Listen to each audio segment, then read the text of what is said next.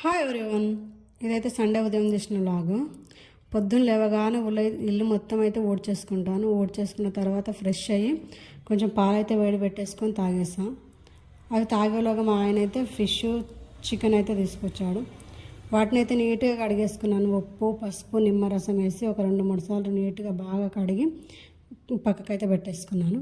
తర్వాత మ్యాగ్నేట్ చేసుకోవడం కోసం అయితే అందులో కారం, ఉప్పు, పసుపు, అల్లం ఎల్లిగడ్డ రెండిట్లో వేసేసి మంచిగా కలిపేసి మ్యాగ్నేట్ చేసేసి 1 గంట సేపు అయితే అలా పక్కకు పెట్టేసుకున్నాను. ఇలా మ్యాగ్నేట్ చేస్తే కర్రీ టేస్ట్గా వస్తుంది. ముక్కలకు మసాలా అనేది పడుతుంది, ఉప్పు కారం మంచిగా పడుతుంది.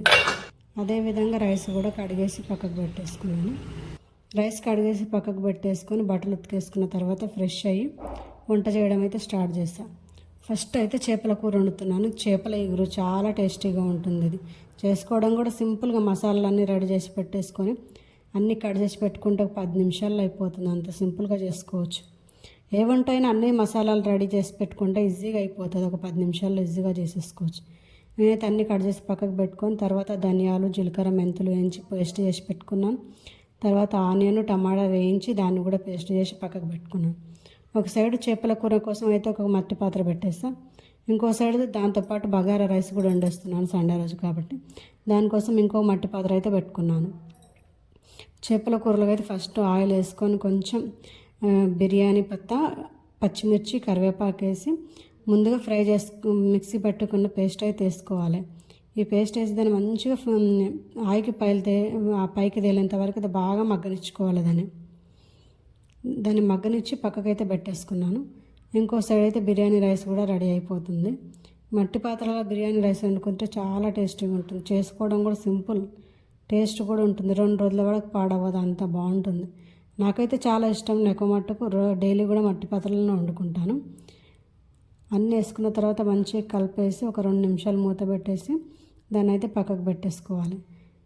అన్నీ బాగా అది మగ్గేలోగా అయితే ఇంకోసారి అయితే చేపల కూర కోసం అయితే మసాలా కూడా మంచిగా మగ్గిపోయింది. దాన్ని మంచిగా కలిపేసి అందులో ముందుగానే ఉప్పు, కారము, ధనియాల పౌడర్ వేసేసి దాన్ని మంచిగా మగ్గబెట్టిన తర్వాత అయితే ముందుగా చేప ముక్కల్ని అయితే అందులో వేసుకోవాలి. మ్యాగ్నేట్ చేసిన చేప ముక్కల్ని వేసేసుకొని దాన్ని ఒక్కసారి మంచిగా తింపేసుకోవాలి. గరిటెతో తింపేసి మూత పెట్టేసి ఒక 5 నిమిషాలు అయితే అలాగే వదిలేసేయాలి. ఆలోగా మసాలా మొత్తం వాటికి పడుతుంది. ఆలోగా నా బిర్యానీది కూడా మంచిగా మగ్గిపోయింది. అందుకు ఒక గ్లాస్ బియ్యానికి 2 గ్లాసుల వాటర్ అయితే వేసేసుకోవాలి. ఇలా వేసేసి దాన్ని మరకడానికి అయితే పెట్టేసుకోవాలి. సింపుల్గా తయారైపోతుంది మట్టి పాత్రలో ఏదైనా కూడా. తర్వాత అయితే ఇంకో సైడు ఫిష్ కర్రీ కోసం అది మంచిగా మగ్గిన తర్వాత అందులో మన టేస్ట్కి సరిపోయినంత చింతపండు, కొంచెం ఎక్కువ తక్కువ వేసేసుకోవచ్చు, ఎవరికి సరిపోయేటంత వాళ్ళు. తింపుతూ అయితే దాన్ని తింపేసుకోవాలి. ఇప్పుడు చెంచా పెట్టి అయితే ఏం కలపొద్దు, కలిపితే ముక్కలన్నీ విరిగిపోతాయి. ఇలా కలిపేసి అయితే ఒక 5 నిమిషాలు ఉంచుకోవాలి. తర్వాత ముందుగానే మిక్సీ పట్టి పెట్టుకున్న ధనియాలు, మెంతులు, జీలకర్ర పౌడర్ వేసేసుకోవాలి. పౌడర్ వేస్తే చాలా టేస్ట్గా వస్తుంది. పైనుంచి కొంచెం గరం మసాలా వేసుకోవాలి. దాంతో ఇంకా టేస్టీగా ఉంటుంది చేపల కూర. దాన్ని ఒక 5 నిమిషాలకైతే పక్కకు పెట్టేసి బిర్యానీ రైస్ అయితే అందులో వేసేసాం. ఎసరు వచ్చేసిందని చెప్పేసి అందులో బిర్యానీకి రైస్ అయితే వేసేసి దాన్ని కూడా ఉడకడానికి అయితే పెట్టేసాం. చేపల కూర అయితే టేస్టీగా రెడీ అయింది. చాలా అంటే చాలా టేస్టీగా వచ్చేసింది చేపల కూర అయితే. మట్టి పాత్రలో వండితే ఇంకా టేస్టీగా వస్తుంది. చూడండి ఎంత బాగుందో చేపల కూర అయితే. ఇంకొక సైడ్ అన్నం కూడా ఉడికిపోయింది. దాన్ని కలిపేసి అన్నం తొందరగా అవ్వాలంటే దానిపైన కొంచెం వెయిట్ పెట్టాలి. ఏదన్నా వెయిట్ పెడితే రైస్ అనేది తొందరగా ఆవిరి బయటికి పోకుండా ఉండేసి రైస్ తొందరగా అయిపోతుంది. ఇట్లా పెట్టేసి ఒక 5 నిమిషాలు వదిలేసినామంటే అన్నం అయితే రెడీ అయిపోతుంది. చేపల కూరని పక్కకు పెట్టేసి ఇంకో సైడ్ చికెన్ చేసుకోవడం కోసం అయితే ఇంకో మట్టి పాత్రను పెట్టుకున్నాను. అందులో కొంచెం ఆయిల్ వేసి అది పెట్టేసి రైస్ చూసేసరికి ఎంత సూపర్గా వచ్చేసింది. ఆ రైస్ అయితే చాలా టేస్టీగా వచ్చింది మట్టి పాత్రలో రైస్ అయితే. అది పక్కకు పెట్టేసుకున్న తర్వాత ఇందులో ఆయిల్ వేసేసి ఉల్లిపాయ, పచ్చిమిర్చి, కరివేపాకు వేసి వేయించుకున్నాను. ఇది బాగా మగ్గిన తర్వాత అందులో అల్లం ఎల్లిగడ్డ పేస్టు, కొంచెం పసుపు వేసి దాన్ని బాగా మగ్గబెట్టుకోవాలి. ఈ 2 పచ్చివాసన పోయేంత వరకు బాగా మగ్గాలి. ఇలా మగ్గితే ఏ కర్రీ అయినా కూడా బాగా టేస్ట్గా వస్తుంది. పచ్చివాసన ఉంటే టేస్ట్. తర్వాత అయితే మ్యాగ్నేట్ చేసుకున్న చికెన్ అయితే అందులో వేసేసుకున్నాను.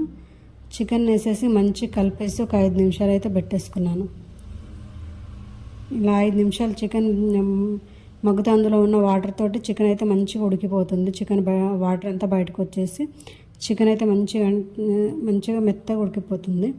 ఇలా కలిపేసి మూత పెట్టేసి ఒక 5 నిమిషాలు అలాగే వదిలేసుకోవాలి.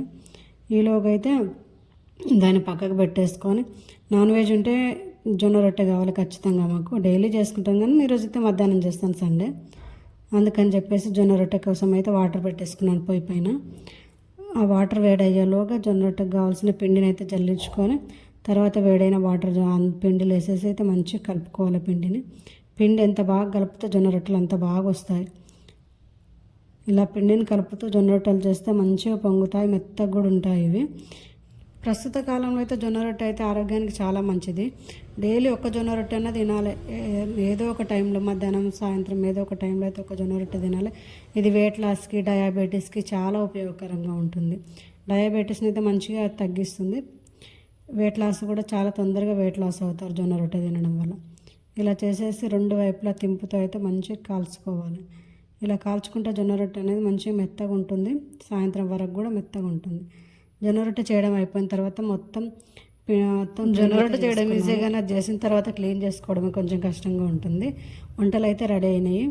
చాలా టేస్టీగా వచ్చాయి వంటలన్నీ. చికెన్ కర్రీ, ఫిష్ కర్రీ, జొన్న రొట్టె అన్నీ సూపర్గా వచ్చాయి. తర్వాత అయితే వంటలు ఇంకా మిగిలిన సామాన్లన్నీ కడిగేసుకున్నాను. మొత్తం సామాన్లన్నీ కడిగేసి పక్కకు పెట్టేసి తర్వాత అయితే మేమైతే లంచ్ చేసాము ఈరోజు. వీడియో నచ్చితే like and subscribe. Thank you for watching.